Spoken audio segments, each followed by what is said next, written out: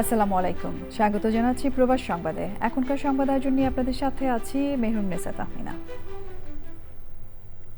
বিস্তারিত সংবাদের শুরুতে জানিয়ে দিচ্ছি ফ্রেমওয়ার্ক ফাইন্যান্স লিমিটেড প্রবাস সংবাদ শিরোনামগুলো।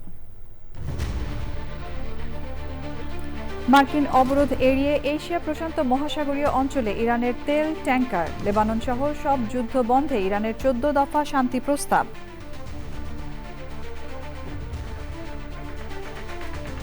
ফ্রান্সে প্রশাসনিক জটিলতায় ঝুঁকিতে অভিবাসীদের জীবন, সময়মতো রেসিডেন্স কার্ড নবায়ন না হওয়ায় বসবাসের অধিকার হারাচ্ছেন অনেকে। যুক্তরাষ্ট্রে হত্যার শিকার বাংলাদেশি শিক্ষার্থী জামিল আহমেদ লিমনের মরদেহ দেশের পথে, ফ্লোরিডার অরল্যান্ডো বিমানবন্দর ছেড়েছে শনিবার।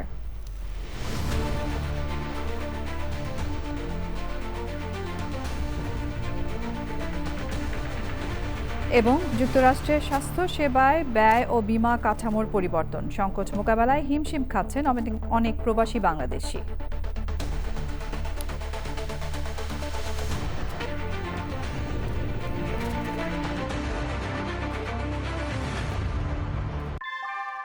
নিউ ইয়র্কে প্রবীণদের কাছে আস্থার নাম অল কাউন্টি হোম কেয়ার। এখানে পাচ্ছেন প্রিয়জনের যত্নে অভিজ্ঞ কেয়ার গিভার। কল করুন 646-444-2266। সংবাদ শিরোনামগুলো জানাচ্ছিলাম। এখনকার সংবাদ আয়োজন একই সঙ্গে চ্যানেল আই এর ইউটিউব চ্যানেলে এবং চ্যানেল আই এর ওটিটি প্ল্যাটফর্ম আই স্ক্রিনে লাইভ স্ট্রিম হচ্ছে। এবার যাচ্ছে বিস্তারিত প্রসঙ্গে। যুক্তরাষ্ট্রের নৌবাহিনীর কঠোর অবরোধ এড়িয়ে এশিয়া প্যাসিফিক অঞ্চলে পৌঁছেছে ইরানের একটি বিশাল তেলের ট্যাঙ্কার। জাহাজ চলাচল পর্যবেক্ষণকারী সংস্থা tankertrackers.com এই তথ্য নিশ্চিত করেছে। লেবানন সহ ইরানে চলমান যুদ্ধ স্থায়ীভাবে বন্ধের লক্ষ্যে যুক্তরাষ্ট্রের কাছে 14 দফার একটি শান্তি প্রস্তাব দিয়েছে ইরান। ইরানের প্রস্তাব শিগগিরই পর্যালোচনার কথা জানিয়েছেন মার্কিন প্রেসিডেন্ট ডোনাল্ড ট্রাম্প। ইরানের তেল কেনার অভিযোগে চীনা প্রতিষ্ঠানের উপর নিষেধাজ্ঞা দিয়েছে যুক্তরাষ্ট্র, সাথে সাথে পাল্টা ব্যবস্থা নেয়ার হুঁশিয়ারি দিয়েছে বেইজিং। সুদীপ্তা মাহমুদের রিপোর্ট।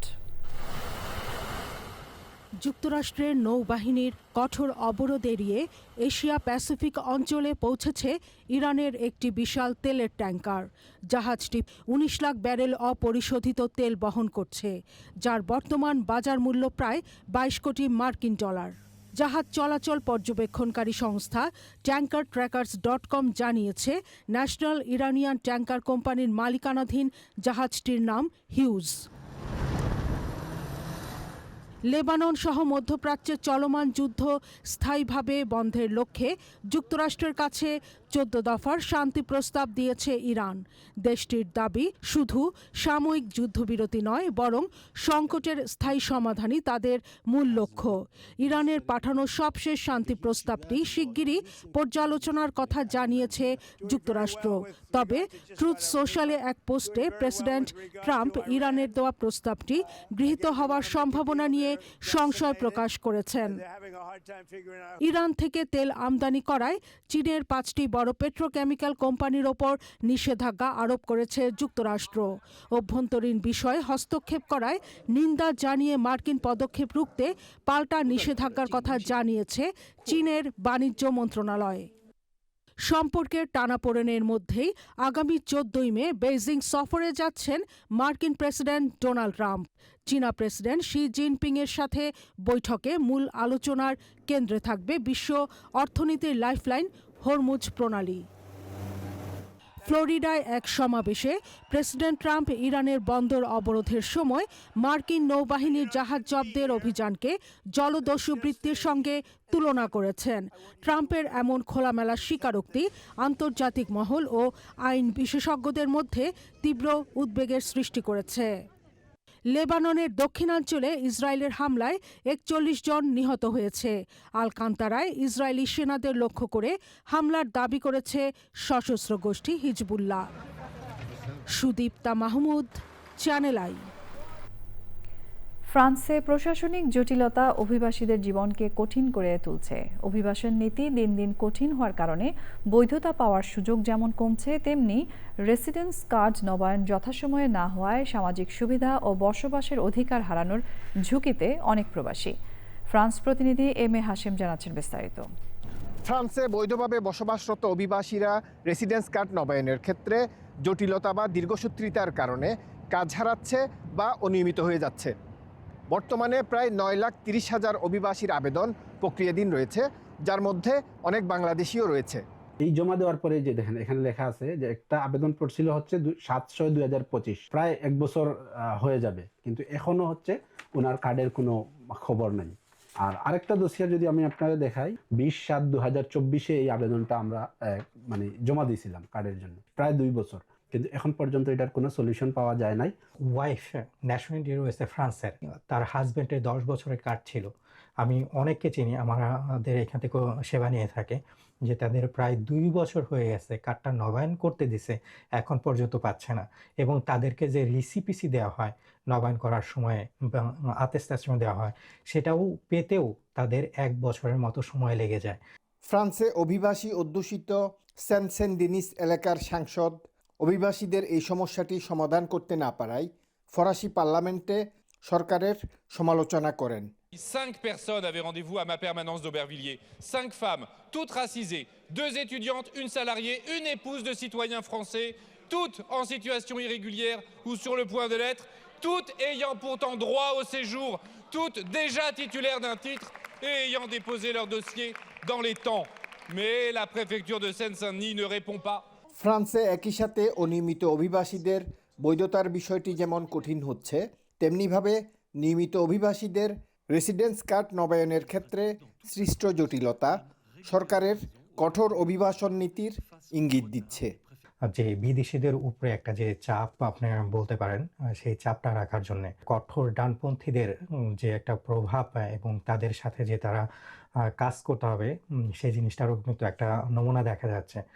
ফ্রান্স সরকার আগে 3 বছরের আওতায় কাগজ জমা নেওয়ার যে সুযোগ ছিল, সেখানেও আমিও অংশগ্রহণ করেছিলাম, কিন্তু ওইখানে অনেকেই রিজেক্ট করছে। 3 বছরেরটা 7 বছরে নিয়ে গেছে। এর জন্য অনেকেই মানসিক প্রেশার বা মানসিকভাবে বাধাগ্রস্ত হচ্ছে। ফরাসি সরকার প্রশাসনিক সক্ষমতা বাড়িয়ে বৈধতা এবং অধিকার হারানোর ঝুঁকিতে থাকা বিদেশিদের সমস্যা সমাধানের লক্ষ্যে কয়েক দফা সংস্কার পরিকল্পনার ঘোষণা দিলেও প্রশাসনিক বিলম্ব বা দীর্ঘসূত্রিতা শেষ হচ্ছে না। কাজ হারিয়ে অনিয়মিত হয়ে যাওয়ার কারণে তারা সরকারের বিভিন্ন সুবিধা থেকে বঞ্চিত হচ্ছে। সম্প্রতি ফ্রান্স সরকার সমস্যাটা সমাধানের জন্য একটি ঘোষণা দিয়েছে, কিন্তু এর কোনো অগ্রগতি আমরা দেখতে পাচ্ছি না, এবং এই কারণে অনেক মানুষ বর্তমানে সমস্যার সম্মুখীন হচ্ছে। আমার পরামর্শ থাকবে, আপনারা কি করবেন, সবগুলো প্রুফ রাখবেন। আপনি কন্ট্যাক্ট যতগুলো করলেন, যদি দেখা যায় যে আপনি আর কোনোভাবেই মানে এই সলিউশনটা পাচ্ছেন না, সেক্ষেত্রে এই প্রুফগুলা আপনি ট্রিব্যুনাল করার সময় এই প্রুফগুলা কাজে লাগবে। Nous proposons tout l'inverse. Collègues députés, soyez à la hauteur de l'histoire, régularisez les travailleurs sans papier, garantissez un service public du séjour fonctionnel. অনিয়মিতদের নিয়মিত করা এবং ফরাসি অর্থনীতিতে অবদান রাখা লক্ষ লক্ষ বৈধ অভিবাসীরা কয়েক বছর ধরে চলা এই সমস্যা থেকে মুক্তি চান। M A Hashem, channel I, France. মধ্যপ্রাচ্যে চলমান সংঘাতে নতুন মাত্রা যোগ করেছে হিজবুল্লাহর ফাইবার অপটিক নিয়ন্ত্রিত ড্রোন। ইলেকট্রনিক জ্যামিং এড়াতে সক্ষম এই প্রযুক্তি ইসরায়েলের প্রতিরক্ষা ব্যবস্থাকে বড় চ্যালেঞ্জের মুখে ফেলেছে।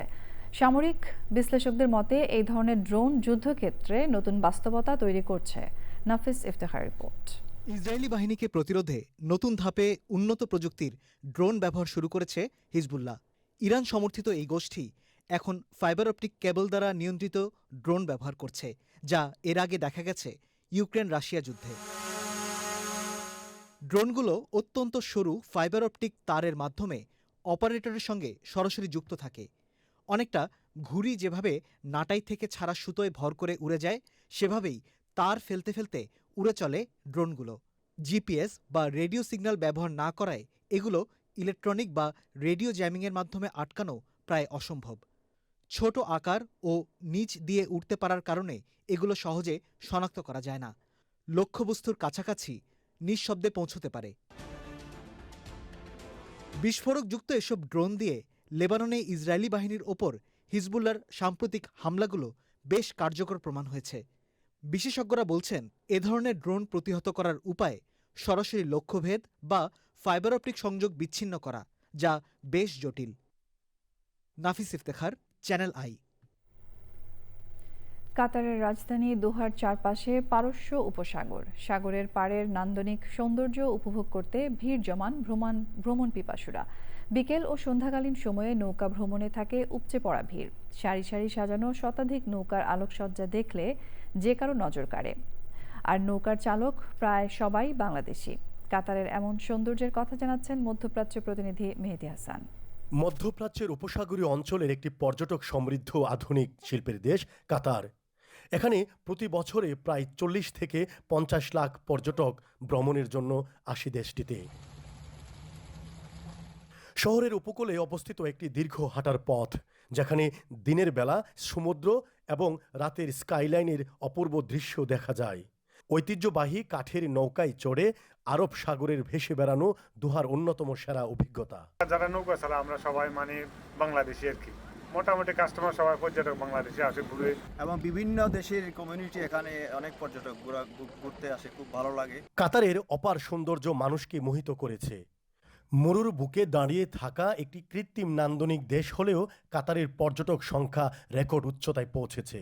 2024 সালে প্রায় 50 লাখেরও বেশি আন্তর্জাতিক দর্শনার্থী ভ্রমণ করেছে দেশটিতে। ইউরোপ ও এশিয়ার দর্শনার্থীরাই কাতারের প্রধান পর্যটক।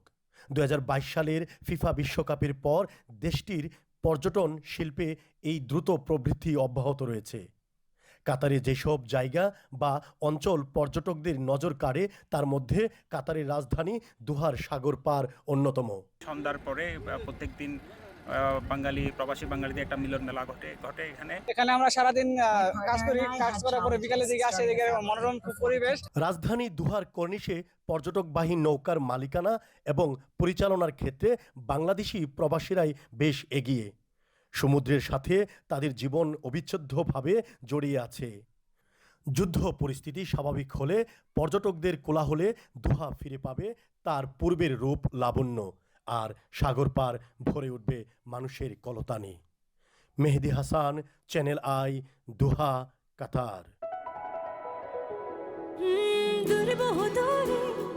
চলো হারিয়ে যাই তুমি আমি দুজনে মিলে,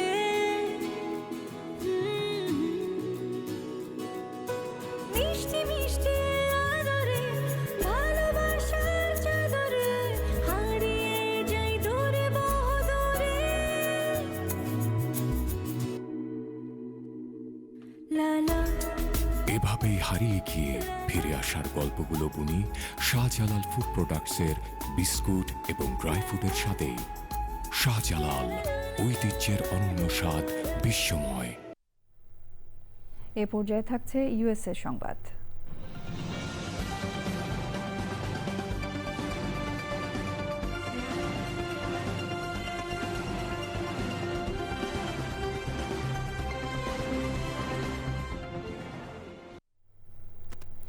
যুক্তরাষ্ট্রে হত্যার শিকার বাংলাদেশি শিক্ষার্থী জামিল আহমেদ লিমনের মরদেহ দেশে আসছে।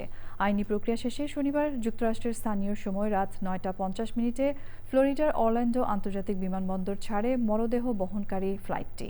সোমবার সকালে মরদেহ শাহজালাল আন্তর্জাতিক বিমানবন্দরে পৌঁছাবে বলে জানিয়েছেন ওয়াশিংটনে বাংলাদেশ দূতাবাসের প্রেস মিনিস্টার গোলাম মর্তুজা। লায়লা নওশিনের রিপোর্ট। যুক্তরাষ্ট্রের ফ্লোরিডার টাম্পা শহরে হত্যাকাণ্ডের শিকার ইউনিভার্সিটি অফ সাউথ ফ্লোরিডার বাংলাদেশি শিক্ষার্থী জামিল আহমেদ লিমনের মরদেহ ফ্লোরিডার অরল্যান্ডো আন্তর্জাতিক বিমানবন্দর থেকে দেশের উদ্দেশ্যে পাঠানো হয়েছে।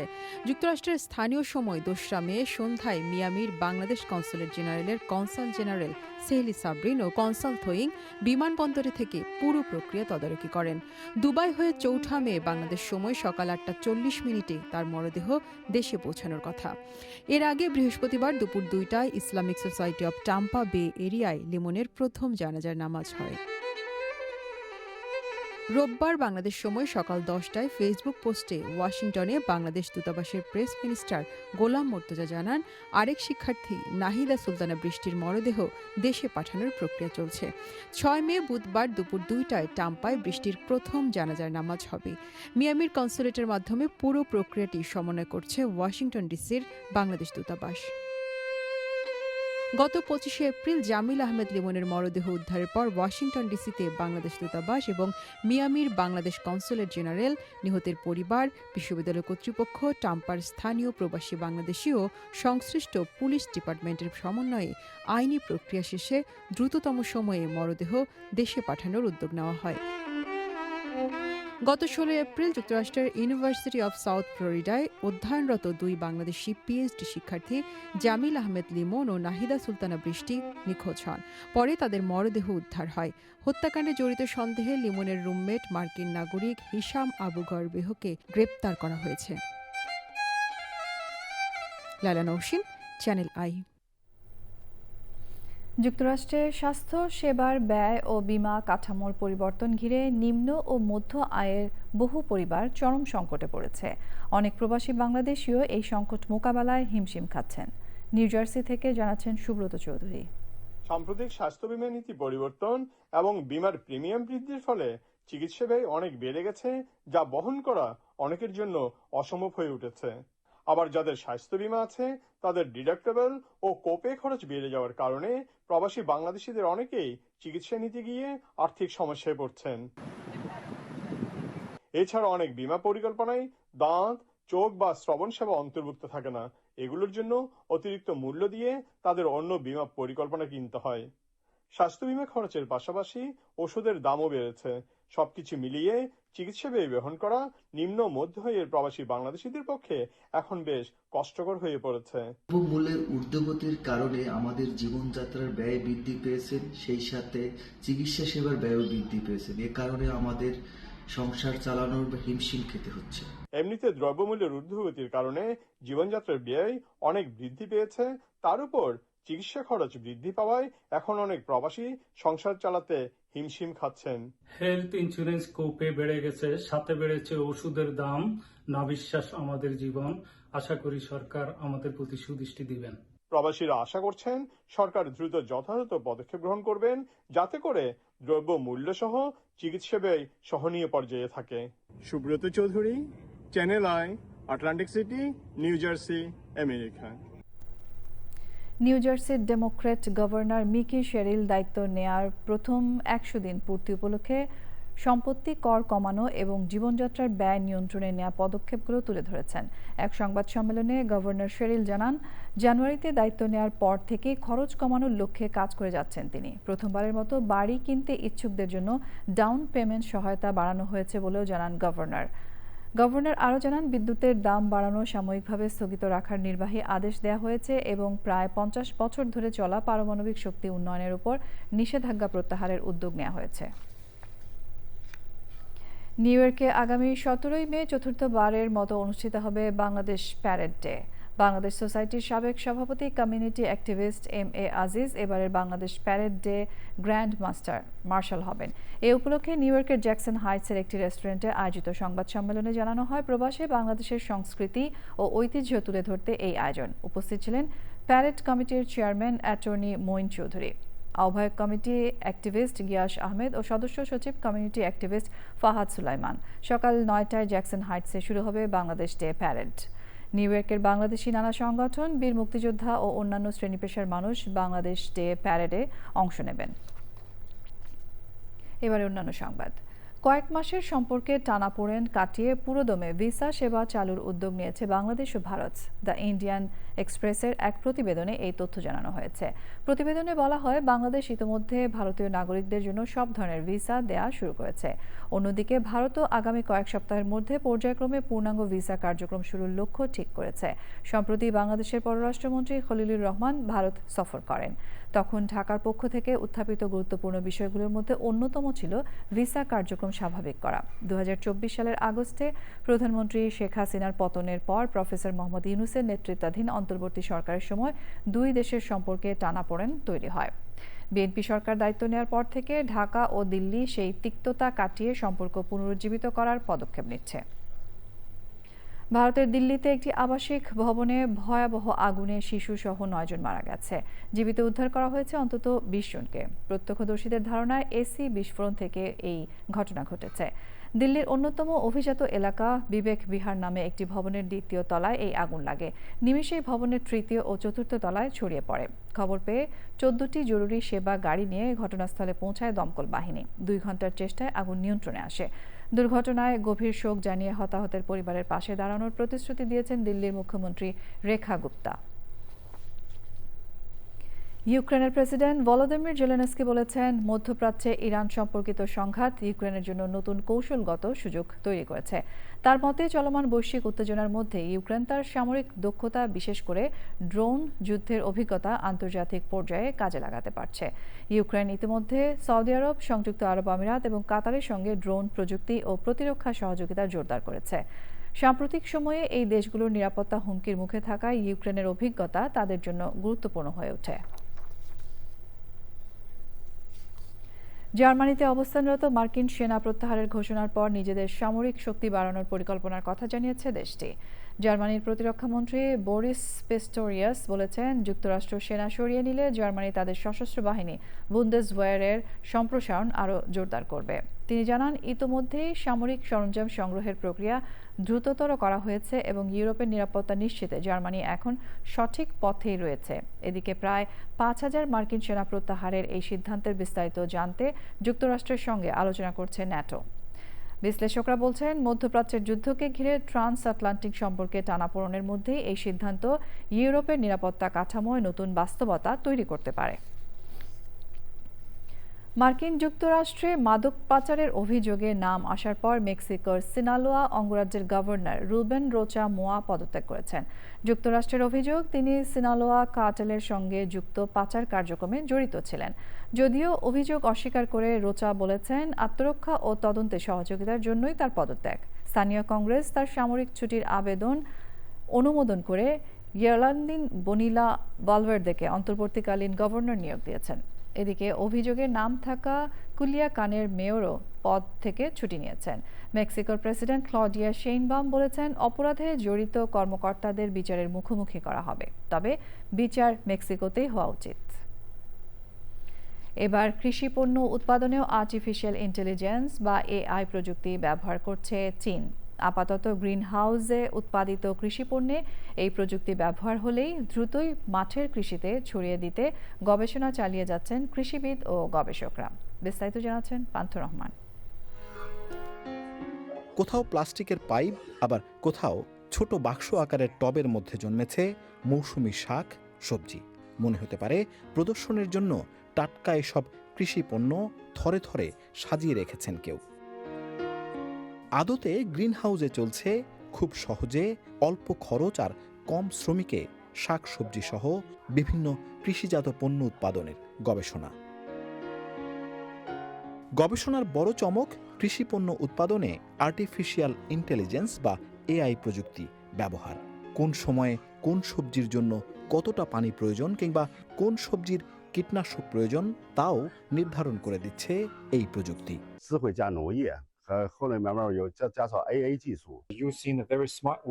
আমরা শাকসবজি এবং অন্য কৃষিপণ্য উৎপাদনে স্মার্ট প্রযুক্তি ব্যবহার করছি। এতে করে কোন ফসলে কখন এবং কতটুকু পানি কিংবা কীটনাশক প্রয়োজন সেটাও নির্ধারণ করে দেবে এআই। এমনকি শাকসবজির স্বাদও নিয়ন্ত্রণ করার চেষ্টায় আছেন গবেষকরা।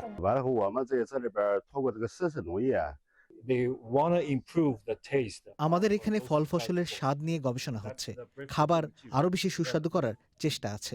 এক্ষেত্রে আমরা স্মার্ট প্রযুক্তির ব্যবহার করছি।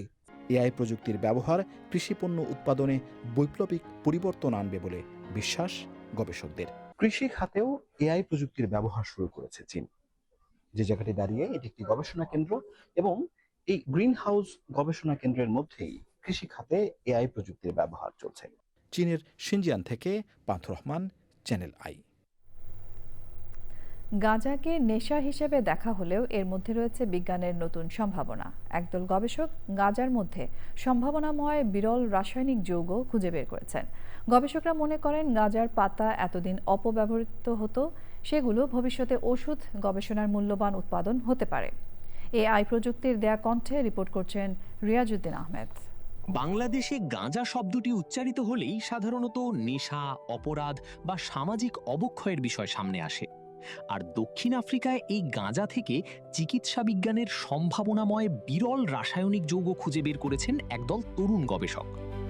এই গবেষণার নেতৃত্ব দেন দক্ষিণ আফ্রিকার স্টেলেনবশ ইউনিভার্সিটির কেমিস্ট্রি ও পলিমার সায়েন্স বিভাগের অধ্যাপক আন্দ্রে দ্য ভিলিয়ার্স। গবেষণার প্রধান লেখক ছিলেন বিশ্লেষণধর্মী রসায়নবিদ মার্গ্রিট মুলার।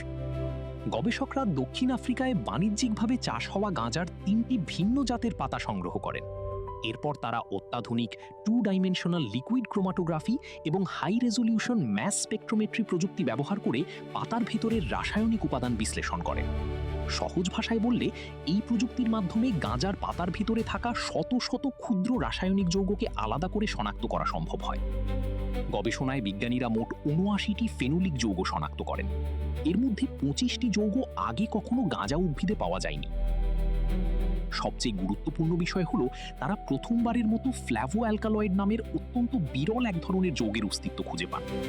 এই যৌগ প্রকৃতিতে খুব কম পাওয়া যায় এবং এর অ্যান্টিঅক্সিডেন্ট, প্রদাহনাশক ও সম্ভাব্য অ্যান্টি ক্যান্সার বৈশিষ্ট্য নিয়ে বিজ্ঞানীদের আগ্রহ রয়েছে। গবেষক ম্যাগ্রিয়েট মুলার জানান, গাঁজা উদ্ভিদ অত্যন্ত জটিল। এতে 750টিরও বেশি মেটাবোলাইট বা রাসায়নিক উপাদান রয়েছে। তবে মাত্র 3টি জাত বিশ্লেষণ করেই এত বৈচিত্র্য পাওয়া যাবে তা তারা আশা করেননি। বিশেষ করে গাঁজার পাতায় প্রথমবারের মতো ফ্ল্যাভো অ্যালকালয়েড শনাক্ত হওয়াকে তারা বড় বৈজ্ঞানিক অগ্রগতি হিসেবে দেখছেন। বিজ্ঞানীরা মনে করছেন, এতদিন যেসব গাঁজার পাতা অপব্যবহার হতো সেগুলো ভবিষ্যতে ওষুধ গবেষণার মূল্যবান উপাদান হতে পারে। তবে এই যৌগগুলোকে সরাসরি চিকিৎসায় ব্যবহার করার আগে আরও দীর্ঘমেয়াদী গবেষণা ও ক্লিনিক্যাল পরীক্ষা প্রয়োজন বলে তারা জানিয়েছেন। বিশেষজ্ঞরা বলছেন, এই গবেষণা বাংলাদেশের তরুণ সমাজের জন্য একটি গুরুত্বপূর্ণ বার্তা বহন করে। তরুণরা পর্যাপ্ত গবেষণার সুযোগ ও সঠিক দিক নির্দেশনা পেলে অলস সময় ও নেতিবাচক প্রবণতার বদলে জ্ঞান চর্চা ও নতুন আবিষ্কারের দিকে এগোতে পারে। তাদের বিশ্বাস, গবেষণাভিত্তিক শিক্ষা ও উদ্ভাবনী পরিবেশ তৈরি করা গেলে ভবিষ্যতে বাংলাদেশ থেকেও বিশ্বমানের বৈজ্ঞানিক আবিষ্কার উঠে আসতে পারে। Riazuddin Ahmed, channel I. সংবাদ শেষ করব ফ্রেমওয়ার্ক ফাইন্যান্স লিমিটেড প্রবাস সংবাদ শিরোনামগুলো আরও একবার জানিয়ে দিয়ে। মার্কিন অবরোধ এড়িয়ে এশিয়া প্রশান্ত মহাসাগরীয় অঞ্চলে ইরানের তেল ট্যাঙ্কার, লেবানন সহ সব যুদ্ধ বন্ধে ইরানের 14 দফা শান্তি প্রস্তাব।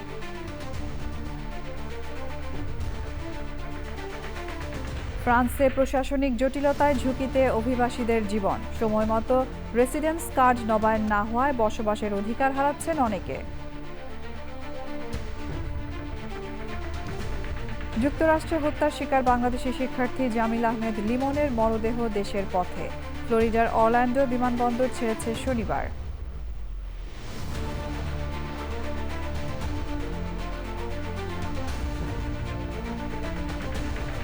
এবং যুক্তরাষ্ট্রের স্বাস্থ্যসেবার ব্যয় ও বীমা কাঠামোর পরিবর্তন, সংকট মোকাবেলায় হিমশিম খাচ্ছেন অনেক প্রবাসী বাংলাদেশি।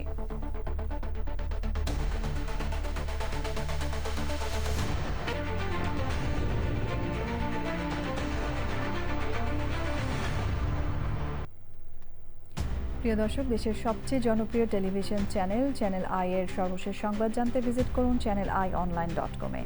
আমাদের সোশ্যাল মিডিয়া প্ল্যাটফর্মগুলোর পাশাপাশি যুক্ত থাকুন ওটিটি প্ল্যাটফর্ম আই স্ক্রিনের সাথে। এই সঙ্গে শেষ করছি এখনকার প্রবাস সংবাদ আয়োজন। ধন্যবাদ এতক্ষণ আমাদের সঙ্গে থাকার জন্য।